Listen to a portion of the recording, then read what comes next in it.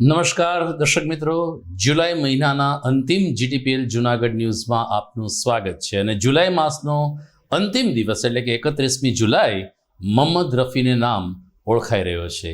પાર્શ્વગાયક મરહુમ મોહમ્મદ રફીની આજે 44મી પુણ્યતિથિ છે. જોગાનું જોગ છે કે મોહમ્મદ રફીનું આ જન્મ શતાબ્દી વર્ષ ચાલે છે. 24 ડિસેમ્બર 1924 થી 24 ડિસેમ્બર 2024 સુધી એમની જન્મ શતાબ્દી ઉજવાઈ રહી છે, જે રફીના ચાહકો અને સંગીત જગત માટે એક મહત્વની ઘટના છે. ત્યારે આવા વિશેષ દિવસે જોઈએ આજના મુખ્ય સમાચાર. જૂનાગઢ મહાનગરપાલિકાની મુદત પૂરી, ડેપ્યુટી મેયરે તેમના સ્ટાફનું કર્યું સન્માન અને શહેરના વિકાસ માટે સૌ કોઈને સાથે રહીને કામ કરવા કરી અપીલ. જિલ્લામાં વ્યાજખોરો સામે કડક કાર્યવાહીની ખાતરી સાથે લોકોને જાગૃત થવા જિલ્લા પોલીસ વડાની અપીલ. માણાવદરના ભાજપના ધારાસભ્ય અરવિંદ લાડાણી જિલ્લા પંચાયતમાં કોંગ્રેસના સભ્ય તરીકે કાર્યરત રહેતા છંછેડાયો વિવાદ.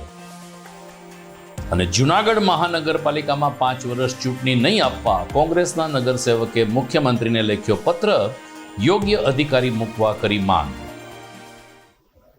આ તમામ સમાચાર વિગતવાર જોઈએ તે પહેલા લઈએ એક બ્રેક.